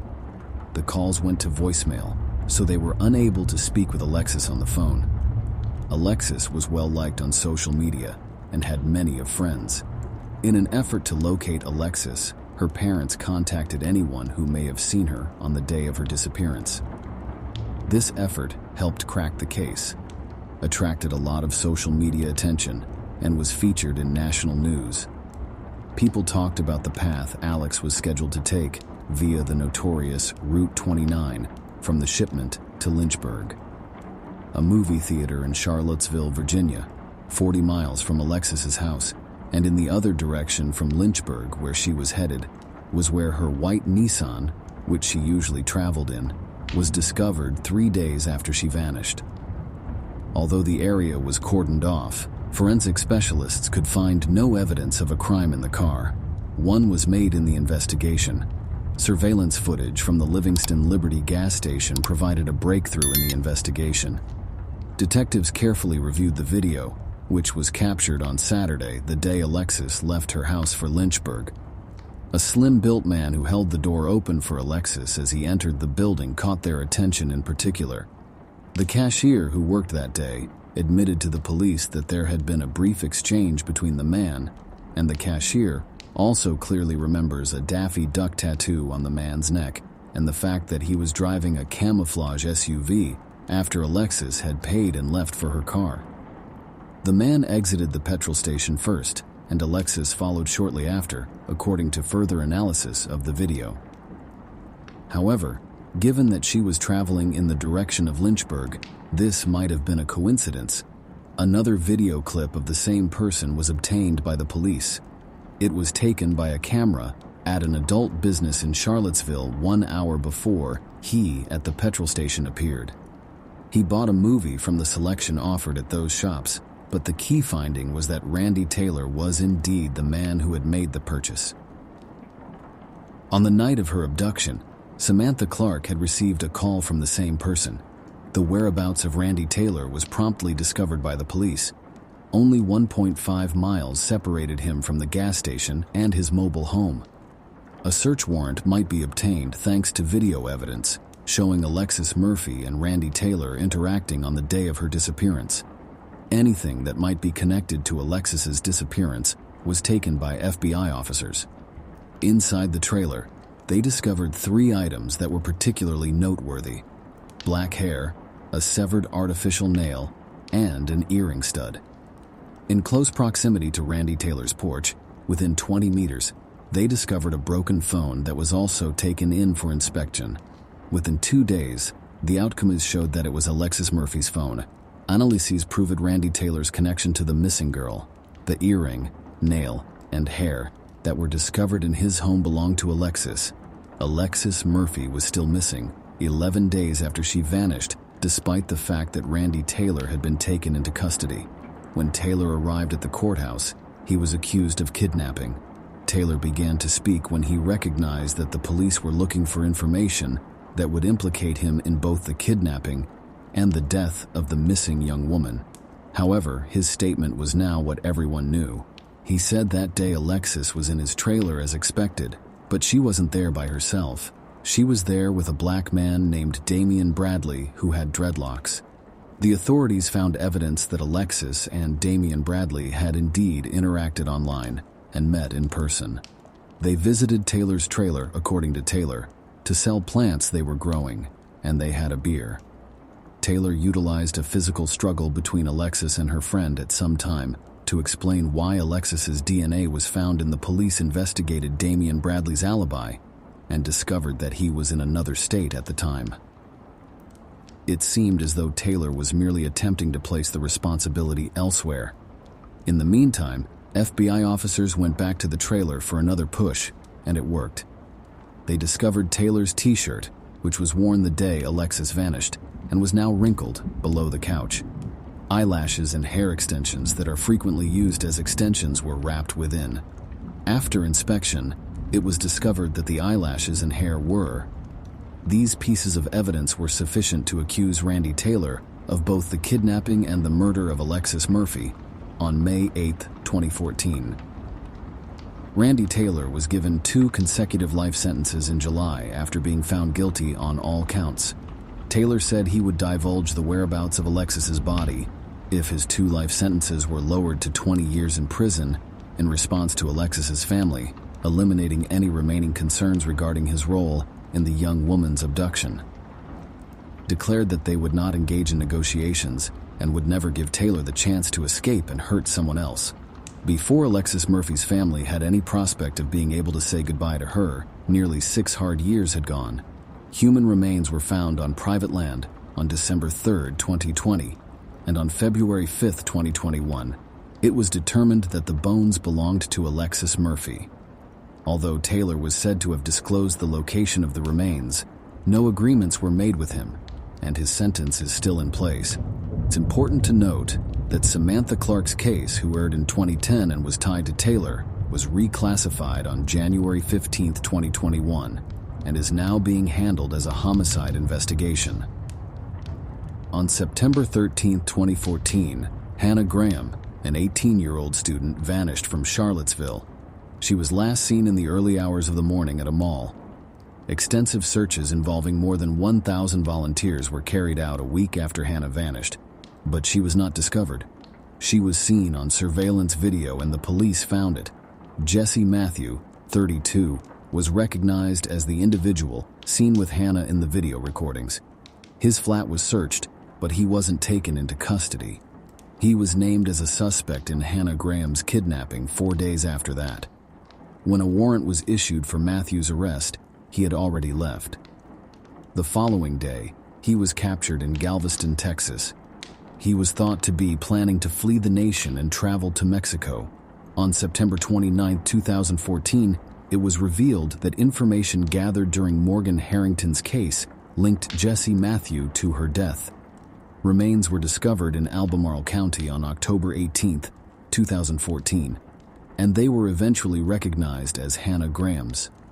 Notably, these remains were located within 5 miles from the location of Morgan Harrington's remains.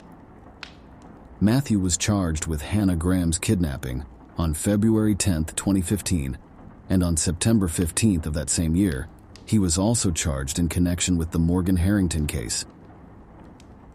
However, it was later discovered that Hannah Graham and Morgan Harrington were after a month of study. A number of Jesse Matthew victims fled Liberty University in Lynchburg after one of the female students accused him of rape. He was able to avoid punishment nevertheless, since the complainant abandoned the allegations. After enrolling at Christopher Newport University in Newport News a few days later in January 2003, Matthew was once more the target of the same accusations. The victim again retracted the accusations after the university police looked into the issue.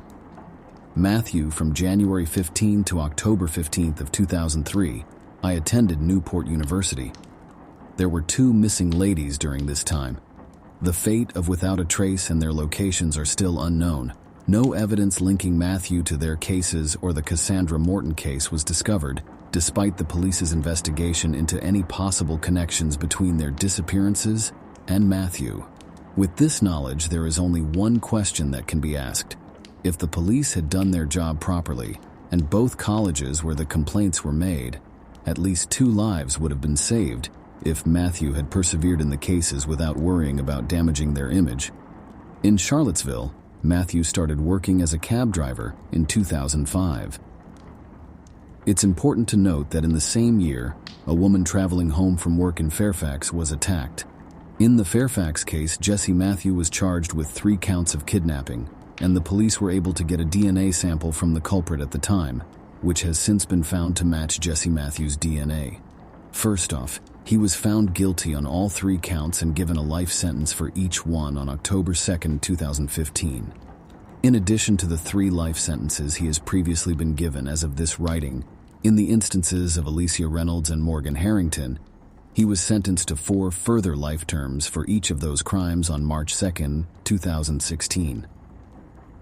The positions of Sage Smith, Carolyn McDaniel, Samantha Ann Clark, Laura Winans, and Julianne Williams are still available.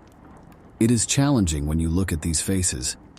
It is difficult to think what additional horrors they may have kept buried in their closets, and it is much more difficult to comprehend the suffering they have caused the victims' loved ones. Share your opinion on this story in the comments, and don't forget to like it. Thanks for watching. Yo. An 18-year-old woman went to another city in her car before going missing. The young woman vanished without a trace, and a week later, her body was discovered in a river. The police had no suspects, and her car wasn't located for years. It wasn't until 14 years later that the young woman's family discovered the horrific reality. The small American hamlet of Covington, Tennessee, is where Lisa Kimmel was born on July 18, 1969. Her parents soon welcomed 2 more children, and in 1972, the family relocated to Billings. The girl stood out from a young age for her. She worked part-time at a nearby restaurant and assisted her parents in caring for their younger sisters, demonstrating independence and tenacity. Because of this, she acquired a brand new Honda CRX before high school graduation.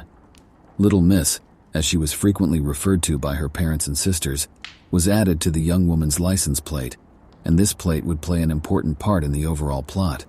Despite the opposition of her parents, Lisa chose to continue working at the restaurant after graduating from high school in 1987. The young woman planned to pursue a profession in her chosen field against her parents' concerns. They wanted their daughter to attend college. They ultimately decided Lisa would work for a year and still think about attending college. Soon after graduating, Lisa was presented with a management post, but she was already in another city. The young woman worked at a huge chain restaurant called Arby's alongside her mother, who was the regional manager there.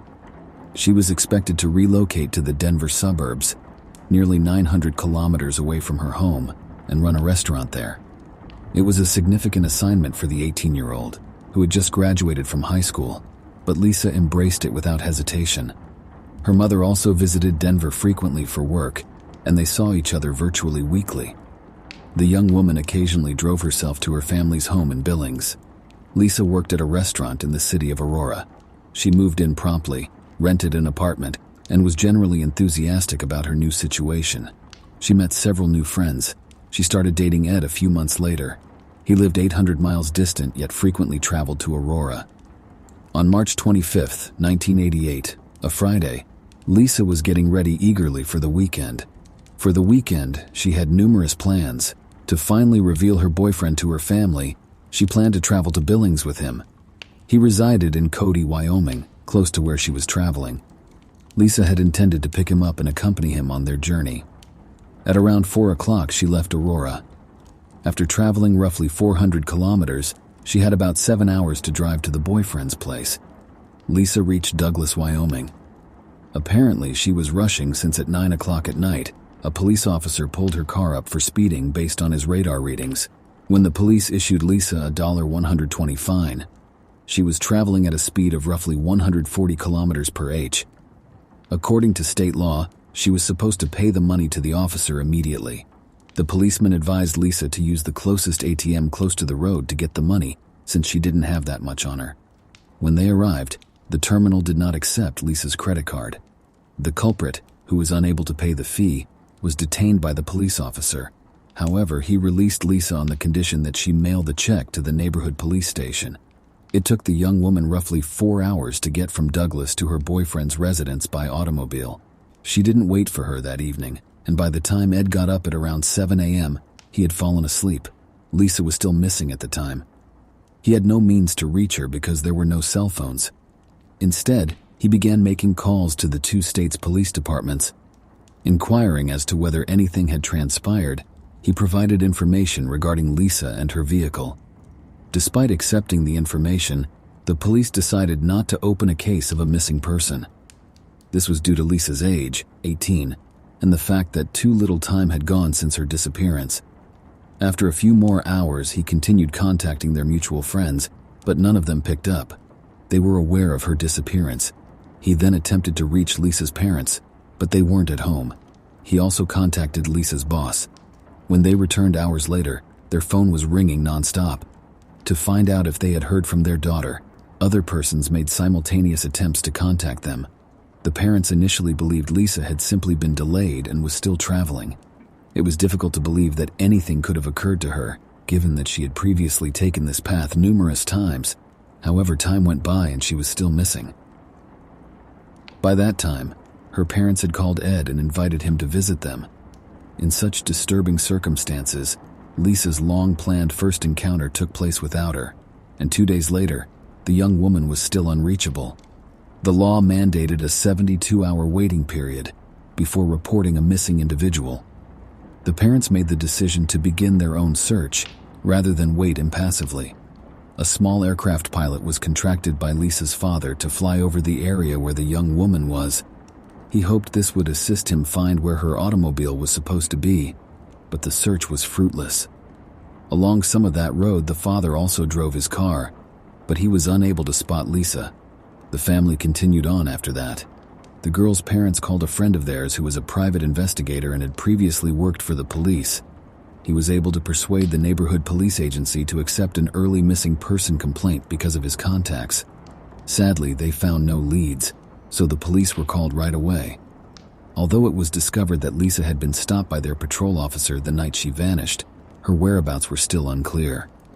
There was just one thing that was certain. Between Douglas and the town of Cody, the young woman in the car had vanished. The area along that path had been searched by the authorities, but there is one major issue. There are hundreds of miles worth of farmland, woods, and mountains involved. To cover the entire area, it required months of labor and thousands of workers. The search on the ground therefore made little or no progress. On the morning of April 2nd, 8 days had gone when a guy dialed the police. He claimed to be river fishing close to Casper, Wyoming. He once recognized the body that was submerged face down in the river. The fisherman immediately assumed it was her since he had just heard on the radio that the police were seeking for a missing young woman. When detectives arrived on the scene, they pulled the body from the water and confirmed that Lisa was indeed the decedent. Medical professionals examined the body and made a dreadful discovery.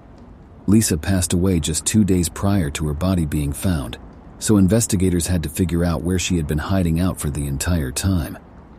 It was later confirmed that the young woman passed away about 6 days after going missing. The death was initially believed by the authorities to have happened roughly 5 hours after she vanished, which later caused misunderstanding. Doctors also found multiple stab wounds and contusions on the young woman's body, concluding that she had been abused while still alive. It appears that she had been thrown into the sea from a bridge while she was still aware. Later, when blood was discovered on the bridge, police corroborated this claim. Medical professionals eventually removed biological material from the victim's body, which was discovered to be a sample of male sperm that appeared to belong to the murderer. It was submitted to a lab, but at the time, DNA analysis technologies were quite limited, and the neighborhood lab lacked the tools essential to recover the offender's profile.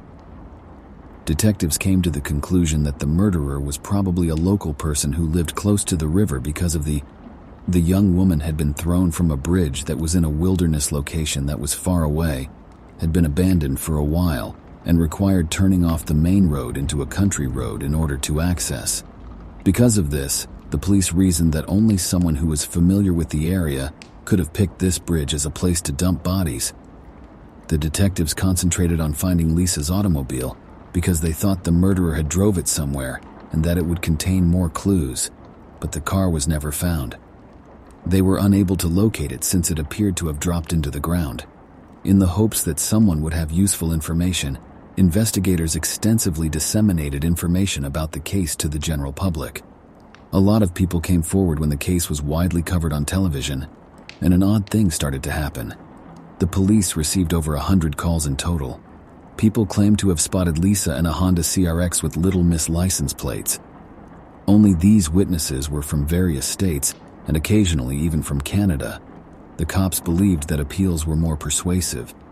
Several days following Lisa's abduction on March 26 and 27, 5 different witnesses asserted to having seen the same car with the license plate, Little Miss being driven by a young woman who remarkably resembled Lisa. The young woman had to go to work on Monday, and she would never have missed it, so it's difficult to believe that she stayed in the Casper region for a few days for whatever reason, and didn't feel the need to call her family. One eyewitness reported seeing a male. Despite making many inquiries, the police were unable to verify that the man was actually seated in the car with Lisa. 7 photographs of the claimed individuals seen with Lisa were compiled by the investigators, but none of them were useful for the inquiry because the descriptions were too varied to single out any one man. The statements of each witness were investigated by the police. They acknowledged that the murderer may have been behind the wheel of Lisa's automobile, but they could find no logical explanation for how Lisa could have spent the weekend driving about without phoning the perpetrator. Apparently, one of the witnesses saw the killer actually drive Lisa's car to hide it, while the rest of the testimony is either incorrect or outright fraudulent. Parents can call 911 from any nearby payphone. Falls police later discovered that numerous similar automobile types were registered nearby, and it's possible that witnesses saw them while the investigation was going on. Numerous suspects were named by the detectives, but it was later discovered that none of them were connected to the case. Police received a new information 6 months later. Someone had pinned an envelope to Lisa's clothing, a grave with a letter on a man's behalf. It was stated that he regretted Lisa's passing and described it as a devastating loss. Stringfellow Hawk, a figure from a well-known TV show at the time, signed the letter. The note didn't initially appear to be odd, but every member of Lisa's family and circle of friends immediately denied any involvement. In March 1989, exactly 1 year after Lisa's passing, the police consequently reasoned that it might have been left by the killer. Disappearance information about the case was presented on a well-known television program about unsolved crimes. The police received numerous tip-off calls due to the fact that it was watched by millions of people across the nation. Detectives from the area had to put in extra time and manpower to confirm them. The volume of tips and leads that the neighborhood police station received after the episode aired, in the opinion of Lisa's parents, was too much for them to handle. They wanted the FBI to investigate the death of their daughter for this reason, but Sheriff Ron Ketchum was very opposed to the concept and declared that he had no plans to abandon the lawsuit. Nevertheless, a year later, with the backing of higher authorities, Lisa's parents were still able to enlist federal detectives in the case. They got involved in the inquiry and sought to collaborate with the sheriff, but he refused to do so or even answer their calls. The investigators were now able to examine a DNA sample from the victim's body at a federal lab because of the FBI's participation. The sample was matched to that of Lisa's boyfriend, and they didn't match. The detectives decided to be absolutely certain, even though he had never been considered a suspect before. They then made the decision to investigate the patrolman who had stopped Lisa just before she vanished. Although detectives acknowledged that he might have filed Lisa and attacked her later, he possessed a recording of a discussion with the young woman that showed him bidding her farewell. The cop gave his DNA sample right away, and it did not match that of the murderers. After a local radio station broadcast a show about Lisa's murder, the next unexpected tip was received. We're called by a witness who claimed that he had witnessed Sheriff Ron Ketchum stopping the young woman in the road on the day she vanished, and there were some pretty suspicious moments at play. The sheriff opposed the FBI's involvement in the investigation and never claimed to have stopped Lisa that evening. Then, exactly 2 years after Lisa's death, a guy abruptly left the police and made an attempt on his own life. When detectives questioned him, he was able to recover and was receiving psychological treatment. Ron, however, entered a not guilty plea and declined to give a DNA sample. The investigators started to take him seriously as a suspect because everything about him seemed suspicious. But when they were prepared to get a court order for a DNA sample a few months later, the man did offer one himself, and it did not match the killer sample. It's unclear why, if he was unrelated to Lisa's death, the sheriff was behaving in such a peculiar manner. His co-workers noted that he had always been a complex individual who had experienced Vietnam. Thus, before the young woman vanished, he was acting in this manner. The cops eventually ran out of solid leads. They published more information about the case in 1992 in the hopes of locating other witnesses. The primary account of the inquiry suggests that there may have been many offenders. Most likely, one man abducted and killed Lisa, but someone else assisted in getting rid of the car. The possibility of the young woman being abducted at a traffic stop at a petrol station or someplace else was also considered by the investigators, but it was ruled out. Prior to these occurrences, the young woman was very cautious, and Lisa picked her up after his car stalled on the road and another driver stopped to assist her. Because she was aware of the potential danger, the young woman did not step out of the car and merely slightly dropped her window to speak with him. The case remained unsolved for an additional 10 years because the authorities were unable to pursue any fresh leads. They didn't experience their long-awaited breakthrough until July 2002. The neighborhood's police force reopened the killer's DNA sample was the first thing entered into the FBI database during the inquiry. It wasn't used in mass across the nation until the late 1980s, and even then, it wasn't around yet. When they finally added a sample from Lisa's body, detectives discovered a match right away. The sample belonged to Dale Wayne Eaton, 59, who was incarcerated at the time. In 1997, he had been detained for using a weapon against a young couple and their young child when they were traveling through Wyoming. Wilderness. Dale drove by and stopped to assist as their car stalled. We offered the family a ride to the closest service station, which allegedly belonged to his brother, after he examined the car and indicated there was no way to fix it immediately. After agreeing, they boarded his van. Dale declared he was exhausted and needed to sleep a short distance later. He climbed into the rear of the vehicle and asked the woman to take the wheel. He grabbed his rifle and motioned for the woman to get out of the car and onto a country road as soon as it moved. Woman violently twisted the wheel, knocking Dale off balance and causing him to drop his weapon. When they exited the vehicle, the assailant reached for a knife, but the family's father quickly reached for the rifle and struck Dale with the buttstock. After that, the family climbed into his van and headed to the neighborhood police station. Dale was apprehended by detectives after they drove to the spot and found him nearby. Due to the numerous mental impairments that were discovered during his trial, they decided to put him to a closed rehabilitation center rather than imprison him. According to the authorities, he would stay there for a number of years, during which he would receive assistance in moving on with his life, finding a job, and other things. After a few months, he managed to escape, for which reason he was apprehended and given a 5-year prison sentence. What matters most in this situation is that Dale's DNA was collected before he was imprisoned and submitted into the FBI database. This led to the Lisa case's investigators ultimately finding a match. He lived nearby and was 43 years old when Lisa was killed. Law enforcement investigated Dale's past in that area and found a long list of crimes he had committed. At the age of 16, he committed his first significant crime. Dale offered to help the woman take the watermelons he had just sold her home. The woman looked at the watermelons after they arrived and noticed they were rotten. After a lengthy altercation in which she refused to pay for them, Dale stabbed her and then ran away. The following day, the man was taken into custody, and the court ordered him to receive treatment. He was identified as having many moderate mental illnesses. Following treatment, he kept switching employment, since he couldn't establish himself in any position. He eventually got married, and the two went on to have 3 kids. The couple's 15-year marriage was miserable. They fought frequently and separated. He relocated to Moneta, a city only an hour's drive from Casper, in 1996.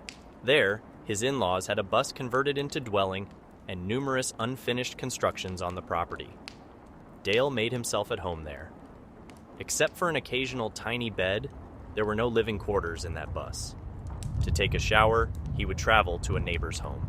Because of this, Lisa's body had DNA from a seasoned serial offender, but authorities weren't ready to arrest him because they needed more proof. Officers showed up to the precinct where he formerly resided. Nearby, a number of neighbors lived, and one of them gave the detectives an intriguing tale. Around the time Lisa vanished, Dale allegedly dug a sizable hole on his property and declared he was going to put, but that never happened, in a septic tank. When the lot was dug up, the detectives discovered Lisa's automobile with Little Miss license plates. With all of this information in hand, the police began to work gathering the evidence they would need to successfully prosecute Dale. They knew they would have plenty of time while he was inside, because Dale killed the man who shared his cell with him. He was finally charged with Lisa Kimmel's murder in April 2003. The lawsuit proceeded because the man refused to admit guilt. The prosecution called Dale's other cellmate to testify, saying that the man confessed to him about Lisa's murder and gave him all the details the young woman allegedly saw him on the side of the road, stopped, and agreed to give him a ride. At one point, Dale allegedly started to molest her but was rejected.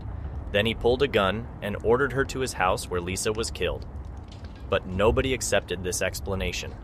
Lisa's parents warned her against picking up a hitchhiker in the middle of the night in a remote location. Dale had a motive to lie. Either he told his cellmate a lie, or he made it up himself to get his sentence reduced for testifying. The investigation reveals that was not the case. Lisa most likely stopped at a petrol station before Dale attacked her there. Between Casper and Dale's house, they even mentioned a certain gas station by name. Lisa had to pass it on her way there. Cody Dale probably got into her car and used a revolver to compel her to drive to some isolated spot because he frequently drove there to use the public lavatory. Then, he brought her back to his station and held her in the bus because he had no water on the site. He took her to that bridge a few days later, stabbed her multiple times, and then threw her into the sea after deciding to get rid of her. Additionally, experts compared Dale's handwriting to that of the note placed on Lisa's grave. They discovered a lot of similarities, but despite the difficulty of calling it evidence in court, Dale was found guilty thanks to DNA evidence found on the body and the car that were both on his property. Even the lawyers were aware of this and made an effort to have their client not receive the death penalty rather than an entire acquittal. They cited the mental disorders that prevented him from accepting full accountability for his deeds, but in vain. Dale was given the death penalty when the jury found him guilty. Then Lisa's parents sued him in a civil case, which was approved by the young woman's parents, along with the fire department, destroyed all of the buildings on the land where they were located, after the court ordered that Dale be removed from it. Since Lisa's conviction, this occurred on her birthday. In 2010, the court accepted the appeal and scheduled a fresh hearing despite Dale's attorney's repeated attempts to have the death penalty revoked. The appeal was approved on the grounds that the court erred in imposing the penalty. In addition, the evidence of Dale's cellmate was seized upon by the defense team to take into account the offender's significant childhood mental disorders and developmental deficiencies. Although the man's testimony may have been made up and the jury was not informed that he had been promised a lighter sentence as a result, there is still little chance of the sentence being completely overturned. The death penalty is unlikely because Dale is still incarcerated and is currently 78 years old. In this entire narrative, there is one more point worth highlighting. In the neighborhood where Dale lived, there have been a number of unsolved homicides and mysterious disappearances of young women. Despite the lack of available proof, the police acknowledge that Dale could have been the murderer. His entire life shows a definite propensity towards crimes in Syria. This suggests that Lisa Kimmel wasn't his only victim. Share your opinion on this story in the comments and don't forget to like it. Thanks for watching. The student got off the bus and was nowhere to be found. Without a trace, her body was found in a field the next day. The police looked for the killer for 39 years, but it was not until 2019 that they were able to find out what really happened. We will tell you what happened. Helene Sinsky.